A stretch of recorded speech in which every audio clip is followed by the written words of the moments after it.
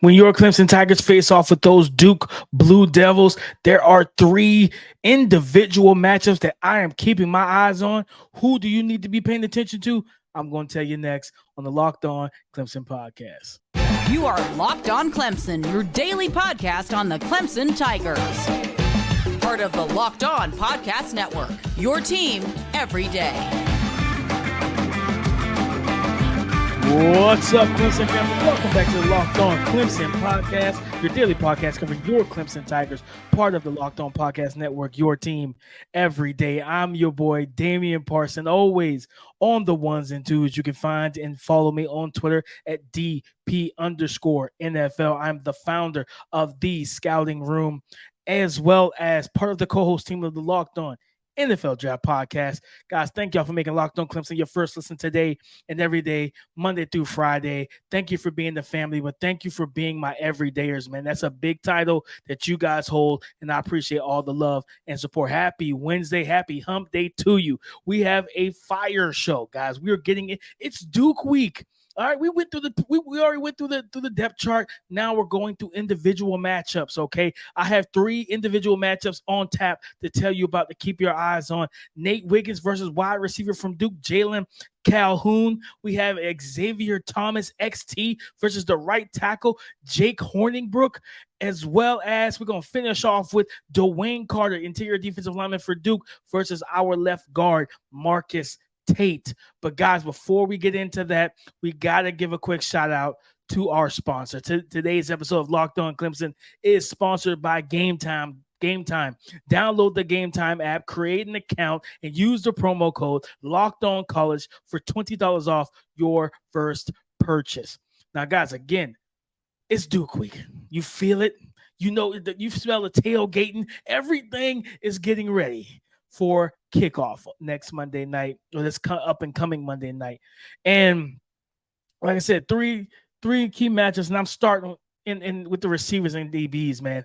Jalon Calhoun, guys, is not just a wide receiver for the Duke Blue Devils. He's the wide receiver for the Duke Blue Devils, a 5'11", 191-pound senior wide receiver.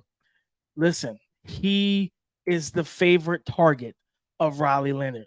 Last year, in 12 games, he had 90 targets, 62 receptions, 863 receiving yards, and 4 receiving touchdowns. He averaged right around 14 yards per catch.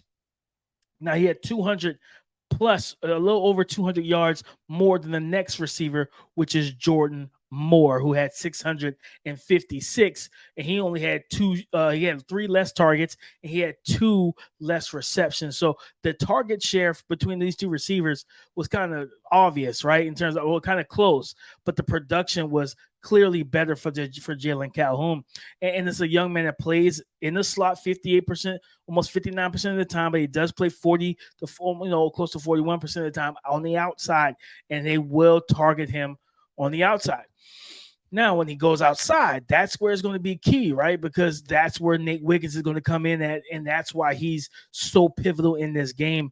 Not just in terms of dropping off into zone and getting to his landmarks, but when he is tasked to go one-on-one, right? I want to see, are they going to put him in man-to-man, right? Man-to-man, press-man situations, and tell him to shadow this young man. I watched him do a good job in man-to-man last year against one of the best receivers in the country in Zay Flowers, a shifty, explosive, dynamic, and strong, small wide receiver. And Jalon Calhoun is twitchy, explosive, shifty, a really strong route runner, good hands, tracks the ball well on all 3 levels for the most part. So, yes, this is a guy that we have to stop, a guy we have to slow down, a guy we have to do our best to wipe from the game plan of the Duke Blue Devils, right? Anytime you take away a number 1 wide receiver, what you force a quarterback to do is to trust what we call the others. I always use parallels of football and basketball, right? Okay, when you stop a Steph Curry, what are you essentially doing? Telling Clay, you got to drop 40, Clay. Okay, Draymond, you got to score. It's like this is what it is. Draymond, you got to score, buddy. You know what I mean? And that's what that is. Kevon Looney, you got to score as well, and things of that nature. That's what it comes down to. When you take away the number 1, you tell the others all right, time for you to step up and carry the load. And that's not easy. And it's not easy for a quarterback to go from, okay, my number one, my blanket is essentially blanketed. I He does trust, like I say, he does trust Moore, right? You know what I'm saying, he does trust Jordan Moore, the 6 foot, 195-pound receiver. And this is a young man that is going into his second full season. So I expect him to get his targets and have that trust. But I think him and Sheridan Jones would be a nice little battle as well. But if you take away Jalon Calhoun, their big play maker, all I'm saying is this, is that if you take him away, Nate Wiggins does his job. That's going to handicap the quarterback in Riley Leonard, and that's going to make his job a lot harder. It's going to make him think on the fly. Then you get to really play some mind games with him with some looks pre-snap and then drop off into something else post-snap. So the Jalon Calhoun versus Nate Wiggins one-on-ones or matchups, when they are matched up together, is going to be pivotal. Because if Nate Wiggins doesn't do his job, Jalon Calhoun, guys, I'm telling you, he works a lot. And I'm gonna bring up the numbers here while I got him pulled up, courtesy of PFF. The receiving depth last year. Now he was more intermediate threat than deep. He was only targeted in 2022. He was only targeted like 12% of his targets came from going 20 plus yards down the field. 11 targets, 5 receptions, 45% completion or reception percentage, 130 yards, 2 touchdowns. 2 of his touchdowns were over the 20. 2 of his 4, half of his touchdowns came in over the 20 plus yard target variety. But he averaged 26 yards per reception, on those 5 catches, right? So what does that say is that they didn't target him a lot down the field, but this is where he makes his money, okay? The middle, the medium, the intermediate, 10 to 19 in terms of yard range, the 10 yards and 19-yard range, 24% of his targets came in that area. 22 targets, 12 receptions, 54.5 reception percentage, 352 yards, 29.3 yards per catch, and 2 touchdowns. So again, just taking away what they do best. So the end breakers, right? End breakers, the intermediate portion of the field. Yes, that's where this young man can really make things happen. And now the one thing and again, that's the reason why I say I want to see more man to man. Here's the thing. What's not in his wheelhouse? Contested catches. He had a whopping 33.3% contested catch conversion rate. Okay. He was targeted 15 times. He only caught 5. So what are you saying, DP? What I'm saying is this, guys. Nate Wiggins, when he does line up out wide, just blanket him. Stay hip to hip, stay in phase. Because when you have a situation where the guy he doesn't perform well in tough, condensed, tight situations, that's when you can really again, handicap him and make it difficult for him. So Nate Wiggins versus Jalon Calhoun, that's one of the most important matchups when they do match up, because again, this is wide receiver 1 for the Duke Blue Devils. This young man can ball, and if we don't contain him, Riley Leonard's going to have a good day passing. And if you start to worry too much about his passing, then his running is going to hurt you. So we got to keep him nullified in every aspect, every way, shape, and form, guys. We talking about nullifying. That's what Jake Hornibrook, the right tackle for the Duke Blue Devils, that's what he's going to want to do against Xavier Thomas. But I'm going to tell you right now, Xavier Thomas is probably one of the biggest X factors in this game. I'm going to tell you why next on the Locked On Clemson podcast. Guys, trying to buy tickets at the last minute for your favorite events should not be stressful, but we all know that it is, because you're hunting down the best price. You're competing with other buyers, trying to fight off scammers and scalpers. So listen, GameTime is a fast and easy way to buy tickets for all the sports, music, and comedy and theater events near you. They have flash deals on last-minute tickets. They're easy to find and easy to buy for every kind of event, guys. You're going to love the images of the seat views. And if you're interested, right, Clemson fans, if you're interested in going to see your team face the Duke Blue Devils, you can get a cheap deal. Their best deal is $49 right now for a ticket, to be able to go to the game, next Monday night versus Duke, right? So listen, all you have to do is go snag your tickets without the stress with Game Time. Download the Game Time app, create an account, and use the promo code Locked On College for $20 off your first purchase. Xavier Thomas, aka XT, versus Jake Hornibrook for no.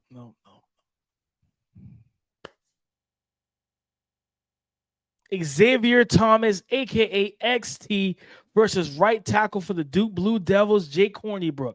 This is a big matchup, guys, and this is one of those X factor matchups because what have I always tell you guys? Games are won and lost in the trenches. It's a tale of two. It's a tale of two sides. The team that typically protects the quarterback and handles the run game, be able to run the ball, typically wins games. But on the defensive side of the ball, the team that gets to the quarterback and stops the run game typically wins the game. So if your offensive line does their job and your defensive line does their job, typically your chances of winning football games are very high. So why wouldn't a matchup in the trenches be so important, right? XT is coming off a season where he was battling some injuries. Season was not what we all expected. It was cut short, but being healthy, being ready to rock and roll, looking the part. He looks like he's ready to go. So that matchup with him versus Hornibrook, and I can tell you now with Hornibrook, he had a little kind of an up and down season last year for Duke, right? Where some games, he looked good. Some games he struggled, man. You talking about pressures and hurries. He had about 30 of those combined pressures and hurries, 30 pressures, 2 QB hits, and only 2 sacks on the season. Now here's the real kicker to this. Here's the kicker to this. Last year he was playing left guard. So that's the thing, guys. He was playing inside last year. 6'5", 300 pounds. He was their starting left guard. So he was struggling with what we call bumpers. When you had an offensive lineman on each side of you, they work as bumpers, like bumper cars. Like they work as bumpers, where you can kind of bump. If a guy beats you to the inside or the outside, you can use your teammate as a bumper or a buffer because you can bump and push that guy to he could trip him. He could truly trip up. You could knock him off his rush path, all those things. So he was playing. He struggled at times on the inside. Now he's going to be on an island versus one of the more twitchy, explosive, and athletically gifted edge rushers in the ACC, and dare I say in the country, in Xavier Thomas. I think this is going to be the match. This is the matchup that can win and lose the game, because if Xavier Thomas goes out there and ends up with 6 pressures, 3 sacks, and a forced fumble, and and he's just like a bat out of hell on third downs, right? On those money downs to get off the field, and he's getting the pressure, he's getting QB hits, he's forcing her, he's creating hurries, and he's hurrying Riley Leonard, and Riley Leonard can't get comfortable in the pocket, along with Nate Wiggins, like I talked about in the first segment, along with Nate Wiggins doing his job in coverage against Jalon Calhoun and things of that nature, and Sheridan Jones versus Jordan Moore, so forth and so on. Then this is going to be then that points the arrow. Like they do in college basketball, where the possession arrow, right? The possession arrow or the winning momentum is going to be pointed in the direction of your Clemson Tigers. So, guys, that's my main thing is that. But then on the flip side, if Xavier Thomas is shut down, right? To me, he's the best pass rusher on this team. So if he is shut down, and typically after the quarterback, you don't mind blitzing them, but you be wary of blitzing them, because of the fact that if you don't get home and you create a run lane for that athletic quarterback, they're going to take it and they can hurt you, because now you don't have as many bodies in the second and third level of the defense to be able to account for. And if guys are, especially if it's like cover zero, man-to-man, no safeties, deep, everybody's man-to-man, and you're blitzing the linebackers, man, if you don't get home, if you don't contain an athletic quarterback like Riley Leonard, and your linebackers are blitzing and they're stuck on blocks, then it could be a long night, right? It could be a long run, because that could be an 80-yard touchdown, right? Just pop on a tape, which I'll have for you guys. Pop on tape against him versus Boston College. He did the exact same thing. So I think that's where it matters, right? Is if Xavier Thomas is not getting home, if he's not getting to the quarterback, if Jake Hornibrook is doing his thing and locking up the perimeter, right, in his first game as a starter. Let me go back and look, because I don't believe. Okay, so no, he's not taking a snap at right tackle. So yes, this is a pivotal matchup because this is the first time starter at right tackle, first time playing right tackle in his career. Matter of fact, first time playing tackle in his college career at Duke. This young man has played left and right guard exclusively. He's not played left or right tackle. So this is a matchup that can win and lose the game, and Xavier Thomas has to go out there and dominate this situation, because there's no way I expect a young man in his first time playing tackle to go up against one of the best in the game when he's healthy. Yes. So again, if Jake does his job, right, that allows, if he's able to live on an island, dare I say, where it's just him, he doesn't need a chip, you don't got a slide protection, none of that stuff, right? That allows you to block the other three, Rook, Tyler, Justin Maskell, with the other four members of your offensive line. So what am I saying? What I'm saying is what we need is for Xavier Thomas to exploit this matchup, to exploit this important matchup with Jake Hornibrook, a guy that has never taken a snap at either left or right tackle, at offensive tackle at all. He's only played guard. So now look at, again, I'm looking because I have it here. I'm looking at the depth chart here, and he is listed as Jake Hornibrook. He's a senior. He is listed as a starting right tackle with a Brian Parker II being his backup. So if that is the case, and if that holds true, listen, keep your eyes on number 3. Keep your eyes on number 3. Okay, I'm not telling you go bet on number 3. I'm not doing that. What I'm telling you, don't go to the lottery and try to throw. Hey, I want everything on 3. I didn't say that, but what I'm saying is keep your eyes on number 3, Xavier Thomas, aka XT, because just like I said, guys, a guy that's, Jake could be a good player, but he hasn't played left or right tackle. So now starting right tackle week 1 against one of the best in the conference in the ACC, just keeping the ACC. He's one of the best, if not the best, in the ACC. Good luck, brother. Good luck. I'm taking XT every day and twice on Monday night. Yes, sir. Now, guys, let's get into the final big matchup. DeWayne Carter. I've told you guys about him. One of the more disruptive defensive linemen in the ACC and in the country. He's going to be more than likely lined up to go up against Marcus Tate at left guard. And why is that such a pivotal and maybe one of the more pivotal offensive matchups for the Clemson Tigers? I'm going to tell you next on the Locked On Clemson podcast.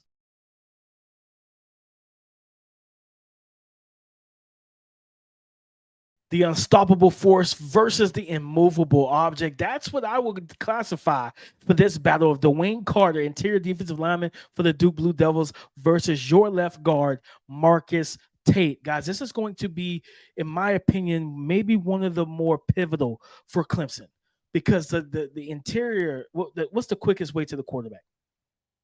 The interior, right? Right up the gut, right in the face. That's the quickest path. So if DeWayne Carter, a guy who listed at 6'3", 305 last year, again, the numbers speak for themselves. 39, almost 40 hurries, 5 QB hits, and 8 sacks, guys. He had 3 forced fumbles. So what I'm saying is very simple. I'm not, nothing crazy here. I'm just being honest about this. This guy can wreck games. He can get after the quarterback. He can really, listen, last two seasons, 12 sacks, 11 QB hits, right? Almost what he had, I say 60, about 65 hurries in the last 2 seasons. 6 forced fumbles.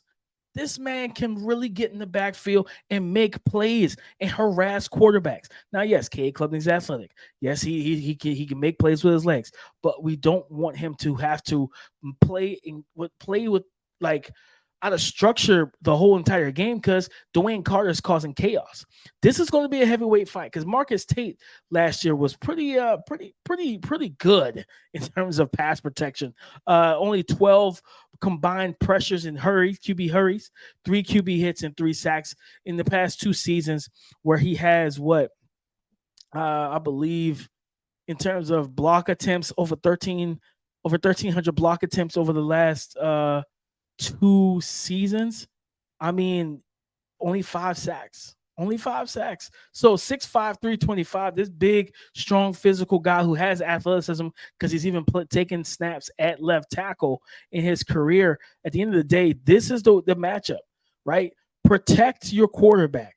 Get DeWayne Carter out of the way, right? Get him out of the way. Move him, right? You can't let him be like a Jalon Carter where he's just destroying the opposing offensive line. No, you have to. Marcus Tate's going to have his hands full, but I think he's up for the task, man. Strong-handed, good feet for the most part, and everything. Yes, for him, man, it's very simple. You got to go out there and handle business and handle it the right way. And against a guy like DeWayne Carter, like I said, he can kind of slice and slant into gaps, but he also has a nice bull rush. He showcases the long arm over, a nice little club move, what they call the hump. Getting his hand underneath the shoulder pad and just kind of just lifting you up over the hump, right, helping you get over the hump as he walks takes a sprint to your quarterback. He has a variety of moves and counters to win in pass rush one-on-one situations. The other big thing is with this offense, presumably wanting to run the ball like the offensive, like Mason Johnstone told us, the offensive line called it the dirt raid. There's no other way that you're going to be able to get the run game going than taking away their best defensive lineman. And Marcus Tate being able to move DeWayne Carter off the ball, drive him off the ball, create rushing lanes. We call it resetting the line of scrimmage. If he can reset the line of scrimmage, if the line of scrimmage starts at the 50 and you push DeWayne Carter back to the opposite 47, 3 yards back, you know what I mean? That's good stuff, okay? What you don't want is for him to push you 3 yards back into the backfield. No, that's what I don't expect to see that, but I think this is going to be a heavyweight fight. I think these two Bohemians, these two physical men are going to throw punches. They're going to be physical. It's going to be a knockdown, drag out slugfest, and I'm here for it, guys. Okay, I am here for it. So at the end of the day, I think you're talking about just pivotal matchups. Listen, I talked about it in the last segment. Our Xavier Thomas have to get in the backfield and get to Riley Leonard and make him uncomfortable. Well, for the Duke Blue Devils, DeWayne Carter is going to have to do the exact same thing to Cade Klubnik. Get into the backfield from the first quarter all the way to the fourth and keep Cade Klubnik uncomfortable, keep him off kilter, and making him play a little helter-skelter and keeping him off rhythm. And if he can do that, and Marcus Tate loses this heavyweight fight in 12 rounds, which is the fourth quarter in a very close game, that's a knockout blow. I'm just saying that's a knockout blow, and we can't have that. We cannot have that. So listen, keep your eyes on the battle between number 90 for the Duke Blue Devils on the defensive line and number 74 on the interior for your Clemson Tigers. Whenever they match up, I expect to see them match up a good bit. These are two of the best in the ACC at their respective positions, man. So, guys, listen, that is our show. I told you it was going to be fire. It's going to be a lot of fun, man. It's Duke week. It's Duke week. We have a couple more days. We have a crossover coming up. Me and JJ from Locked On Blue Devils on Locked On Duke. We're going to do a crossover event talking about the game and everything like that. So we'll have that for you guys, before the week is out as well. And I'm going to bring back even more, getting you ready, getting you hyped, getting you prepared on what to watch for this game, guys. Go subscribe and follow for free on YouTube, wherever you listen to podcasts. Get the latest episode as soon as it is available on YouTube. Let's get the channel up to 1,000 subscribers. We getting there. We climbing, guys. Let's get it up. Keep pumping it up, man. Will you be the reason we get to 1,000? I believe you can, and you guys have done a great job with all the support you show me. So I appreciate you guys, and I love y'all, man. But also hit the bell notification, please, so that you know whenever I drop fire content on the channel. And And remember, FTA for the algorithm. Comment, comment, comment, and comment. All right, I'm coming in and I'm going to be heartening and talking to you back, talking back to you and all that stuff. You know my slogan, talk to me because I talk back. All right. In terms of Twitter, guy, well, first, thank y'all for making Locked On Clemson your first listen today and every day, Monday through Friday. All right. Thank you for being my everydayers. I really appreciate you. In terms of Twitter, you can find and follow me there at DP_NFL. Talk to me because I do talk back on there as well. All right. Come and join the conversation again tomorrow on the Locked On Podcast Network. Your team every day. Go Tigers.